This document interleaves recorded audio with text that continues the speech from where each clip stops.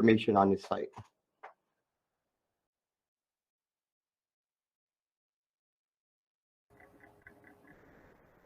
Sure. Do I have permission to go ahead and begin on this, Chairman? Yes, thank you. Okay. So I can start with, there's a brief description of the NOV, the violation, the NOV. Let me know if you'd rather have me stop and answer any specific questions. But we inspected this project on July 23rd. It's a 180-acre site project in response to a complaint that we received through social media and email on that morning. That was a day, as you may recall, it was raining very heavily. Our own office here was leaking so badly that when we received the complaint, we were all in the process of removing all the saturated ceiling tiles and covering our equipment with plastic. And we stopped doing that and we headed out to the site because it looked very significant. And to be honest, I was really shocked to find out that this was coming from this site.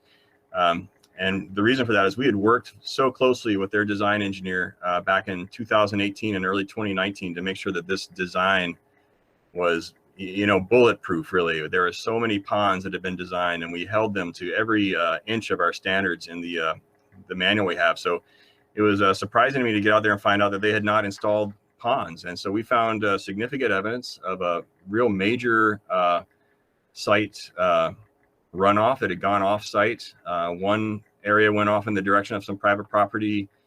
I'm not sure how to describe it, the location, but it was from the location where they should have put in their pond number 4. And the other location was from what they called their pond number 5 location. And that went toward the Marbo Cave area. And so, as you know, we found that Marbo Cave itself had been very heavily damaged by that discharge of sediment.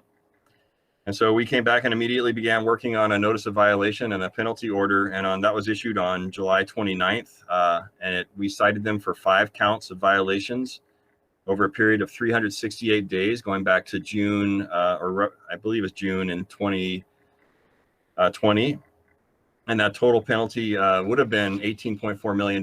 But as has been reported widely now, we're capped at how much we can collect by the Guam Soil Erosion and Sediment Control Regulations, which is actually a public law. That was not really a regulation. It was passed by public law. So that's why we can enforce these provisions that are in there. So that's how much we can fine Samsung based on those regulations. The order that we provided, it required them to do a number of things within 7-day period. And I just completed the 7-day inspection yesterday at their request. What we ordered them to do was to install interim measures to stop the flow of runoff off the site until they can finish their permanent ponds in those locations. My assessment was that they had done a good job of putting in interim measures which are of their own design, and that the offsite properties are now fairly well protected. And the reason I say that is because we had a pretty solid rainstorm over the weekend. I think we had, my guess would be between 3 and 4 inches over the weekend. And the evidence within these temporary ponds they built is that the water only came up partially. They've done a lot more than just these temporary ponds. They've installed some swales, or I guess you call them channels if you don't know what we're talking about with swales, within the project site to divert water to the correct ponds. They've reinforced these temporary berms with plastic. It may not hold, and once we get around to giving them our response to their 7-day inspection, is going to, of course, order them to continue to inspect on a daily basis and maintain it as it goes along. But in the meantime, the order also requires them to complete the final construction of all those ponds within 30 days. And we picked that number because the way these ponds are designed on the site, they are embankments. In other words, they're like a small dam. So they have to be built out of layers of engineered fill, compacted and tested every 6 to 8 inches or so. And it's a very time-consuming process to do it correctly, but it has to be done correctly, because if it's not done correctly, those berms could wash out and you'd have a much bigger disaster than just having runoff from the site. So we've given them 30 days to get that done. During our meeting yesterday, they indicated that they believe they can finish that within 30 days. We also gave them a number of items that must be completed within 14 days. So that's about another week from now. That included the construction of some overflow spillways from these ponds. In a couple of ponds, they were required to do that as part of their design. One pond did not have that, but that's a pond that we observed on our site inspection that almost overtopped during the first storm. And again, to protect those downstream properties, if a pond overflows in an uncontrolled manner, then that entire embankment, that dam, so to speak, will break and the damage will be much worse. So we've ordered them to get in there and create, to have their engineer design and then to install an overflow weir in that pond. We've also ordered them to complete the stabilization of the site soils and revegetation. That was a requirement of their permit as well. They had made no efforts prior to our inspection to do that. When we were out there on the site yesterday, we saw some other folks, I don't know if it was a subcontractor, but they were on site spreading seeds on the site to try to seed it. But they've got a bigger problem than that. They've washed the soil off of a large percentage of their site now because of the failure to do this. And so they're also having to look at how to bring soil in there and how to stabilize it on site. And so they're telling us that they're going to probably request a time extension for that measure so they can work with subcontractors and such to come up with better measures. And so we'll wait and see what they submit to us. We're not committing to any kind of approval on that. So as you also know, we had put in our order sort of a statement to stand by to receive additional orders related to the cleanup of the offsite properties. At the time we wrote our order, we did not, at least myself, we were not fully aware that Marbo Cave is a private property. So since then, we've had to make sure that we're coordinating with the property owner before we do anything. So that's something now that I've passed upwards to our administrator, and we may have to look upwards beyond that too as to how we will coordinate with the private landowners to make sure that they are fully on board with whatever the contractor needs to do to clean up their property. But we cannot just go in there and order activities on a private property. Did you want to say something, Walter? Sorry. Yeah. So talking with Director Ariola, we are actually meeting with the property owner tomorrow afternoon to get his take and allowances that the government can do on this property. So we could provide the updates later. So that was just something that I just wanted to make sure people understood. They wanted us to do a lot of work, and even as the government something on a private property and that gets damaged as a result of something, we still have to wait for the property owner. So we finally got a meeting set up with him for tomorrow afternoon. Okay. Thanks. And so, that's really the, other than that, I also want to report out that we do get daily emails now from Samsung with PowerPoint slides showing photographs of their daily progress. They appear to be working very hard to try to correct this, but obviously the damage is done and they did not follow what we had ordered them to do. And I'd like to speak real briefly on that.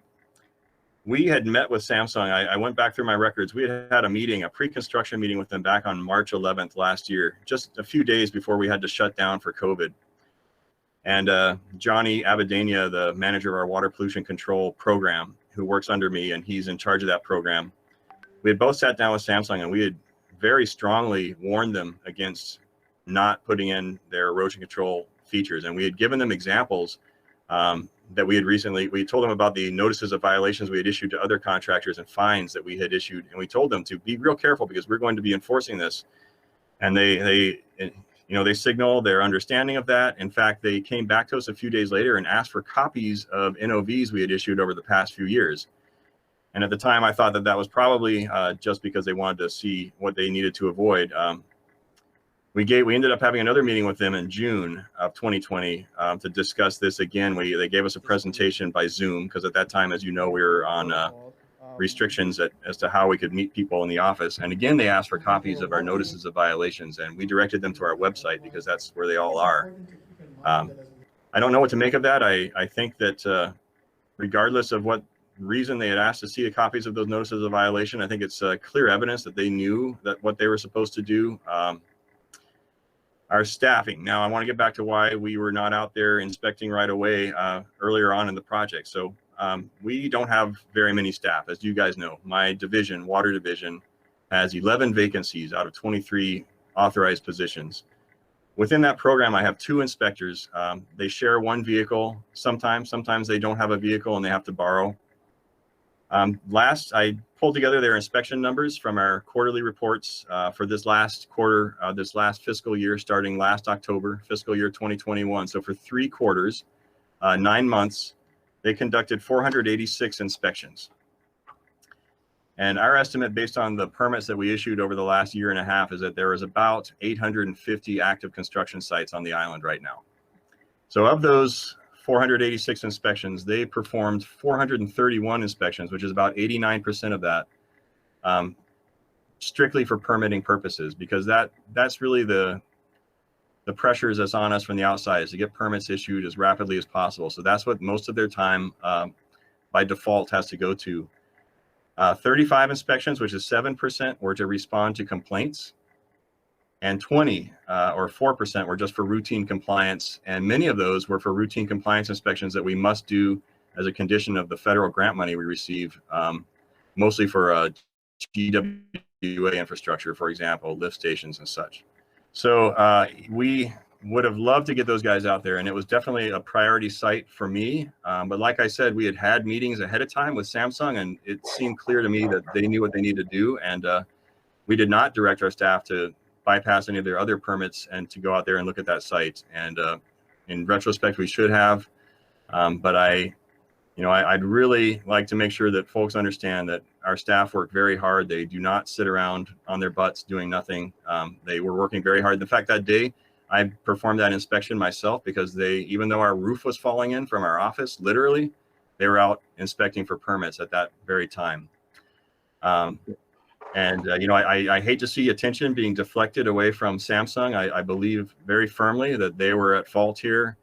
I question why there was not more oversight on that site. They have a construction management firm, which I've done construction management in the past, and that job is to look at those plans and to make sure that contractor is following those plans to the T. Every single one of these requirements that we put on them was contained in those plans. And if you look at our inspection reports, you can see photographs of the plans we photographed at their project office, which, by the way, was located at the location of one of the ponds. So I think that's one of the things that displaced a pond that should have been in place. Right. But with that said, I can answer any questions. Let me add to that, Brian. Let me add to that. So again, just to second what Brian has said, our team is a great team and they work hard. People have criticized us for not having enough inspectors. Well, we actually opened up an inspector position, and we just got the list last week. We had 1 applicant. So, people say it's the money.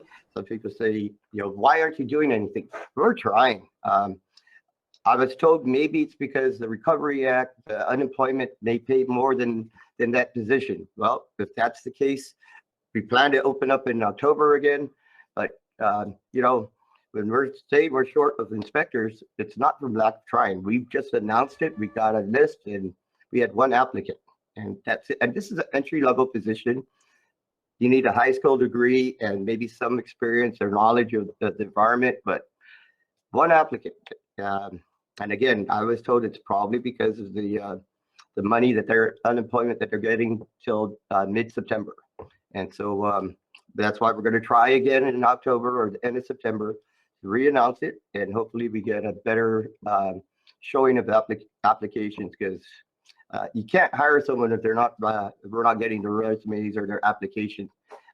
And so when people say that we're not doing our due diligence, I got to tell them, you're wrong. I mean, maybe you don't know what we're doing, but we are trying. And I don't understand why entry-level position, you get 1 application. So, and I'll leave it at that. But yeah, I really do not appreciate, I don't think it's really good to be blaming Guam EPA when we didn't do anything wrong. We are enforcing, and there's a lot of levels, as Brian had dictated or stated, that are supposed to prevent this. We are doing our job. We went out as soon as we got the complaint in, and when people say we need more inspectors, well, you know what? We're going to announce again by late September, early October. If you guys know people, make sure they apply so that we can get our inspectors. And that's all. Thank you. I'll get off my soapbox now. Thank you, Brian, for the update. Oh, sorry. Go ahead. Just thank you for that update, and I think we all know that everybody at Guam EPA really works hard and is very dedicated and passionate, and we really appreciate that. And so, if there's anything that we can do as a board to help get those staff that you need, let us know. You know, if it means advertising more money or whatever, like we need to know so that we can help. I'd like to just add to that. So we have our plan is to hire about between 12 and 17 people in the next 6 months to help augment and reinforce our different programs that we oversee. And again, it's we thought it would be easy. We thought of getting the money was going to be the hard thing. But like I stated, when you open the position, you get one applicant. That's I don't know what to do. We're working on ways to announce it in a different manner so that you get more applications in. But again, I ask if you guys know of anybody, we're going to be doing it, you know, end of September, early October. Please have them apply. It's an entry-level Guam position classified, so it's a start. No, yeah, I did want to point out too that the EPA is very understaffed, given the roles and responsibilities that all the employees have, and to monitor and mitigate all of the different projects on the island that can adversely affect our environment. And it was really unfortunate to hear different criticisms from leaders on the agency, given the fact that we're so strapped with personnel, and knowing how hard you work, Brian, and how diligent your team has been in issuing and doing compliance work with notice of violations it's really commendable. And I hope that we can help in recruitment and filling those positions, and also in getting some funding to make this really important agency more robust and ensure that we're fulfilling the mission of protecting the environment for future generations. The Marbo Cave case is really unfortunate, and I also wanted to inquire what's the role of GPA as the overhead agency in ensuring compliance with their contractors, and as well as DPW, who is also a regulatory. DPW and HPO, these are all not only was it environmental resources that were destroyed in the process of the negligence, of the blatant negligence on Samsung's part, but also historic properties have been harmed in this process as well. So if anyone has any insight on the role of and the ways that fines can be levied across agencies, I think that's really important. And it's really unfortunate that we can only collect $125,000 maximum out of a $18 million violation. And gosh, that sort of money, and I'm really grateful too to Senator Sabina Perez and Senator and Speaker Therese Terlahi for wanting to ensure that these sort of violations, because it is kind of fishy, Brian, what you were just sharing about how the contractor Samsung was asking in 2 different meetings after consultation with you on how to, I wonder if they were doing a cost analysis, if these burrs and these pond and construction of these ponds were cheap. It was cheaper to just to do the violations and get that slap on the wrist and not be compliant to the permits that were given to them. So I'm really grateful to the leadership and the quick response from both Senator Perez and Senator Therese Terlahi in wanting to ensure that people who do violate and developers who do violate, because there's going to be even more construction in the future, are made to know that EPA and the protection of our environment is incredibly important, and we won't be leveraging slaps on the wrist anymore. And we're going to put the weight of our agency and the policies that people violate on all these developers. Thank you, Director Giora. So what we did is when we did the inspection, and I communicated with the front office, and they and talked to other agencies that had possible regulatory oversight for this situation. I can't speak for what they're doing, but I believe at least 4 or 5 other agencies were notified, and they sent teams down to inspect the site. One other thing that I wanted to bring up, and again, it's hard work of Brian and the Water Division team, is through a SEP that we had approved of.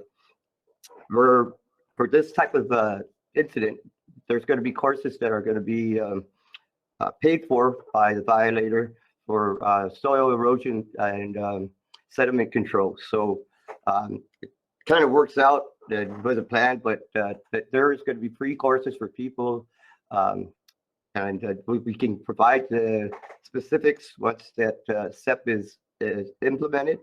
But it would allow for people to take the course and totally be vetted into how to prevent soil and sediment erosion. So you know, we're going to push it and so that these things don't happen again. But there's a lot that Guam EPA is doing, and it's kind of disappointing, as you said, Director Dioro, about the criticism on us, but yet there's the violator that they had done what they did, and to try to put it on Guam EPA team is, I just find that disturbing. So, thank you. I also do want to encourage us as a board to possibly do what Department of Agriculture is doing and how UOG is helping in raising awareness on how people can report invasive species and report different environmental concerns through their TOCA app. And perhaps we can, because we are so personnel strapped, we can devise a campaign where we do have more people sending in citizen reports of possible violations. Because it was really, I want to give thanks to those landowners who were in touch with us as an agency to make sure that we were aware of these violations. And if we can do more of that sort of campaigning and marketing to get more of our community involved in ensuring that our inspectors know about certain violations that may be happening, that's definitely something I think us in our capacity as a board can help to develop. Right. Thank you again, Director Dioro. Chair, I don't know if you want to get into it, but our new board member, me and her are working to get Guam EPA on the TOCA app. So if you want to hear about it, I'll defer to Fran, and who helped agriculture develop it. But we're next on the list, and we're in the process. Yeah, absolutely. I'm sorry, Fran. Can I ask just a couple questions, Brian, real quick, regarding Marbo Cave?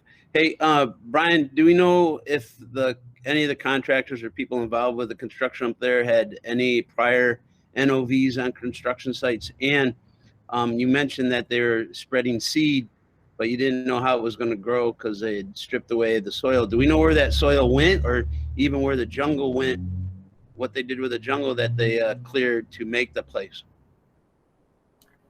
Okay, let me see if I remember everything you asked. Are there any previous violations? Not that we are aware of. I think that this is the first time Samsung E&C America, I believe is what it's called. I think this is the first time they've done a project on Guam, but I could be wrong. I'm sure that their staff that they hired locally are probably experienced with other firms across the island. We did see some subcontractors on site that are local Guam firms, but off the top of my head, I can't tell you. I didn't see any project contractor on site that I'm aware of that had any previous NOVs. But again, our ability to issue enforcement's so limited. So, maybe they should have, but we just haven't gotten to it. The next question that I remember is where the soil went. It all ran off. Our inspection report has some great photographs in it that show the accumulation of the sediment at the bottom part of the site. And our other team, which was led by Jesse Cruz, that went down to Marbo Cave itself and to the shoreline, he was able to follow that plume of sediment and even rocks. I mean, there were rocks almost 2 feet in diameter that have been moved by the force of that water down to the bottom of that construction site. And Jesse was able to follow that plume all the way into Marbo Cave, trace it all the way from the project site boundary And beyond that, I'm not sure Jesse could tell us maybe how far it went. But to get to your last question about seeding, I'm sorry, could you repeat that question again? I forget specifically what you said. No, I was just wondering, you mentioned they're trying to seed but there wasn't any soil. And then I was also wondering what happened to the jungle. You know, they cleared the jungle, but where did it go? Oh, the green waste? Yeah, I asked them that question this week. They tell me that it's still stockpiled on site. I think they've got a stockpile area up in the upper northeast corner, I believe, uphill of everything. But I didn't see it. I haven't seen it personally, but they told me that that's still there.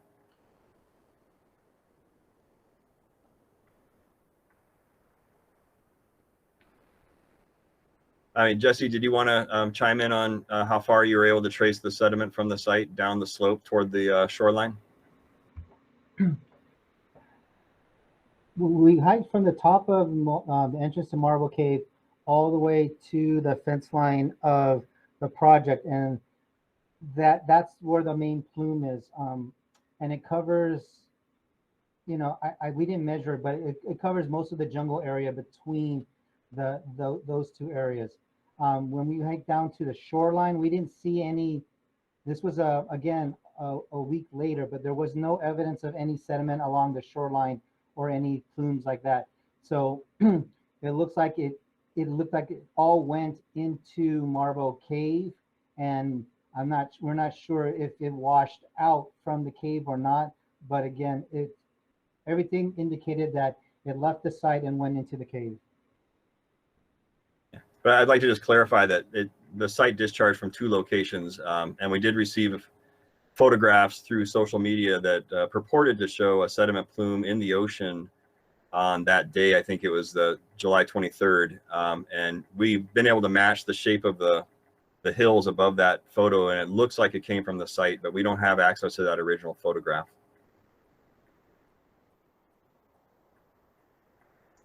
I'm just curious, where did it breach at? Like silt fence breached or from the entrance access road?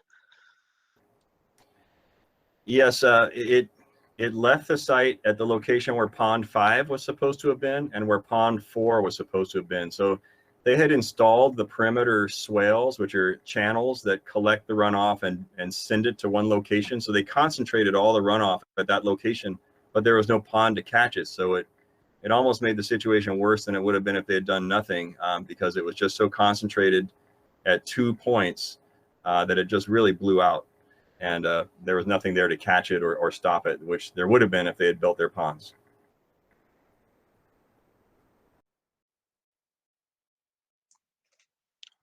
All right, thanks, Brian. Thanks, Walter. I think Walter was signaling Fran about the Toka app. Oh yeah, so Walter and I have, I don't know if you guys heard about the Toka app, but it's an app that's used to report environmental crimes that Sea Grant had supported the Department of Agriculture with their hotline 864 Toka, and so then we decided to do an extension of that and then create an app. But it's not just for agriculture, it's a government app, and it's hosted by the Office of Technology under the governor's office.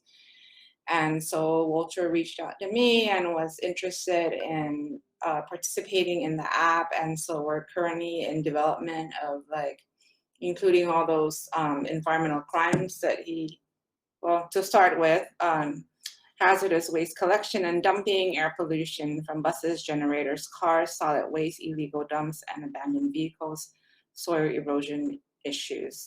So we're currently working on partitioning a section for Guam EPA, and I think it should be done like by next week. And then we'll meet with Walter and see if there's any other environmental crimes he wants to add on there. But this is like really, it empowers the community to, you know, report these violations as they see them. There's not a lot of, you know, enforcement out there, as Brian has said, like has very little staff and they're devoted to permitting, but like, you know, the community could be the eyes and ears of enforcement. And so this Toka app would hopefully, you know, help to, you know, get us to respond to more of these crimes so that we avoid things like what just happened.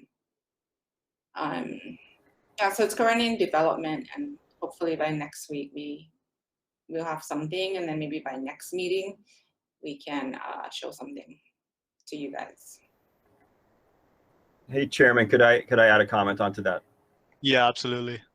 Okay, yeah, I think it sounds like a fantastic program, but I just wanted to caution everyone that, you know, we are already extremely strapped in the ability to respond to complaints. So I love the idea, but we need more resources, because I can see that resulting in probably 10 to 100 times more complaints than we get right now. Right. And again, Yeah. Brian, I'll just reinforce what I said earlier. We are working on getting staff, and we need applicants. So again, when we thought getting the money was going to be the difficulty, and then when we get it and we open up the positions, but yes, we will continue to work hard and try to staff up every division at Guam EPA. I'm wanting to bring up some information, a little bit more insight on the violator of Samsung and how they're a subsidiary of KEPCO. And KEPCO was the company that was in charge of the management of Cabris when Cabris blew up. And KEPCO too has a history of different corruption deals and lots of different violations in many countries, whether it's financial or environmental. And I'm just wondering what sort of, and maybe this is in regulations or in permitting, what sort of considerations are made for certain companies like this that are repeat violators when we issue permits? I'll let Brian answer the part about the permit, but all I want to say about this site is that our investigations are not done yet. We're still having further discussions and investigations to decide if anything else is going to be done, and I'll leave it at that. Brian, I know you put together a matrix of violators that we use for our, base our fines on, but I don't know if we've actually inputted that into our permit process. Yeah, well, yeah, we have criteria that by the soil erosion and sediment control regulations that we must apply when determining how much of a fine to issue. And in order to implement that, we have an internal matrix, we call it, which is a number of factors that we look at, and then that helps us compute how much to charge per violation. And the number of violations in a person's or a company's past is one of the factors that adds to the cost of those violations. But again, it gets up pretty rapidly to that maximum, so it almost doesn't matter at this point unless the cap is lifted. Also wondering, are fines only levied through financial fines, or are there criminal this? In my mind, this isn't a criminal offense if there was any sort of evidence that this was done with malintent. And is there any jail sentencing or any sort of other ways to bring this issue to justice outside? I mean, obviously we have fine limitations, but and I'm also seeing just now that the AG's office is suing the developer in this process, but what are some other recourses for corrective action and to ensure that these sorts of things don't happen again? And again, Director Bureau, thank you again for that insight. Refrain from answering specifically what we're doing, because there's things that are still under investigation. We weren't going to talk about, we've met with the AG about that fine this morning, but we weren't going to discuss it till he released it, and they'll still leave it for the AG's office to discuss. But there's other things that we're looking at, and if you just give us the time to do the due process, maybe we can explain what I'm just not at liberty to talk to you about, or the general public at this point, because again, it may affect some of the things that we're doing, that we're trying to do in the near future. Yeah, Fran, you're on mute. Can anyone just speak to how much local funds we receive for this program? Brian, Walter, anyone? I think I'll pass it to Walter. So they're not really considered local funds, but our fees for our clearing and grading goes into a special fund. So it's not the general fund that's the term that I was told that is considered local funds, because special funds don't fall into that category. So we do not get any money at this point for that. But as Director Dioro had pointed out, Speaker Terlahi and our oversight senator, Senator Perez, has put a bill out, and I think it's going to be heard on the floor or a public hearing is next week. That would not remove the current cap and put it in more aligned with some of our other the verbiage for our other regulations and fines, which again it's roughly about $10,000 per day per violation, which matches a lot of our other programs and the fines that are built in. And so so there are things that may increase our funding on this specific program, but to your specific question, no, we're not. But we do generate funds for the fees that we collect. It as should well be as fines. 25,000 a day maximum fine. And Saipan is a smaller island, and that's how much they fine per day. And again, the bill called for that. And talking with our legal counsel, Kristen Penny, she, it's basically following our other NLV processes, and not something that was just put into a public law by, the legislature at the time, and they came up with that number, and it wasn't something that was really, I don't know what the correct terms to use, but it was decided by the senators at the time. And so now we're just trying to do it more in line with the programs where we have that cost and seeing what type of damage it is. Well, hopefully we can get to comment on it. Brian, did you want to say something? Oh.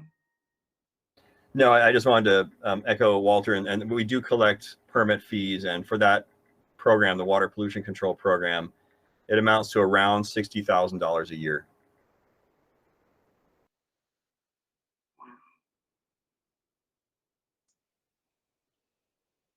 Okay, thank you, Brian and Walter.